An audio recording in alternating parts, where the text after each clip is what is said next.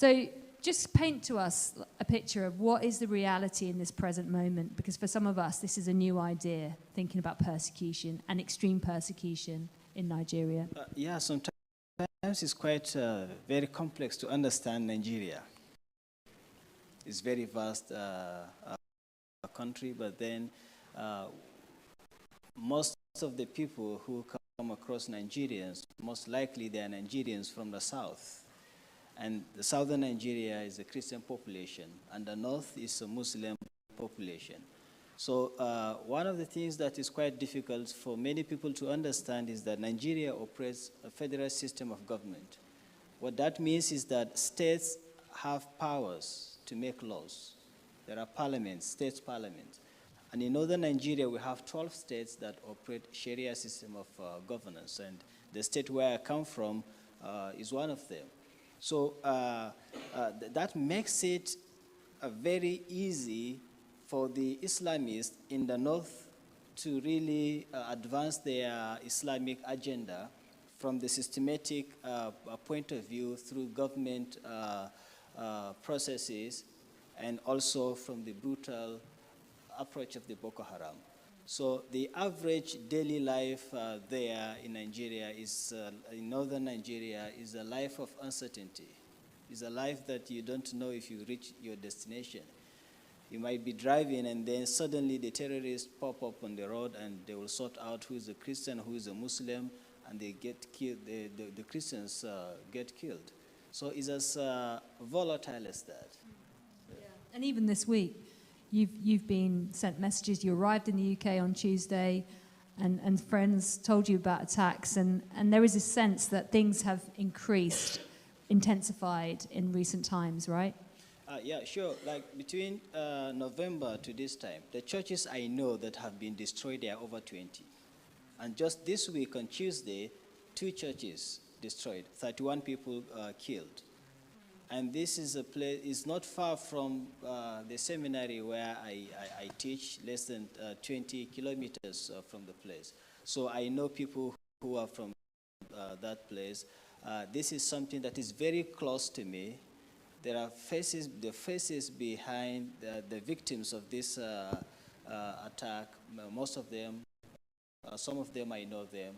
So it has been the average that every week a church is being brought down since November. So things have gone worse. Yeah. We estimate at Open Doors that across sub-Saharan Africa, on average, 12 Christians are killed for their faith every day, and 9 are killed on average and every day in northern Nigeria. And just want to sort of let this sit for a moment. Like, these aren't just numbers that we bandy around. These are names. There are stories behind those statistics. And more than that, they're our brothers, they're our sisters. So you mentioned Boko Haram, which is a terror group that has ravaged northern Nigeria. You've mentioned that its sort of stronghold is in your home state, Borno State, in the northeast of Nigeria. You live quite a long way in a little bit of a safer place, yet you take a lot of risk. You go in, when you hear of an incident like what happened on Tuesday, you'll be there soon, probably, won't you, to go and visit and encourage and weep with those who weep, to comfort them. A lot of people think you're crazy. You said this, think you're stupid for doing it. Why do you do it? Why do you go? Okay, yeah. God laid a burden in my heart to reach out to the victims of violence as a result of persecution. And what I do, I take 8 hours teaching at the seminary, and then the rest of my time, almost every other week, I travel to go to these villages, meet with these people that have been attacked by the Boko Haram, pray with them, encourage them from the scriptures, trying to explain to them their situations in the light of the scriptures, to see that the situations that they have found themselves did not end up discouraging their faith. God is still there. Jesus is still around them. Because I always try to explain to them that what God has promised us is that his presence will be with us to the end of the age. But he has never promised us that we would not suffer we will not pass through pain because of it. In fact, he said, everyone who needs to follow him must be ready to carry his or her cross. And this is the cross we carry there. I always tell them to enlighten them from the perspective of the scriptures of how their experiences can be used to glorify God in that. So, and most of the time I travel, I only tell my wife that from this point I'm heading to the other, because even my siblings, my mother still lives, so if I tell them, they'll say, don't go, it's risky, why do you have to go? So I've stopped telling them.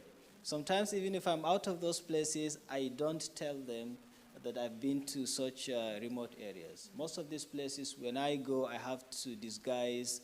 Maybe sometimes I'm on shorts. Sometimes I hire a bicycle and cycle into the village. They're very remote, very risky, very dangerous. It is in that place, one of those places, I really understood what it means to be in the palms of God, when no one can keep you safe. No one can come to your rescue. Only God can do that.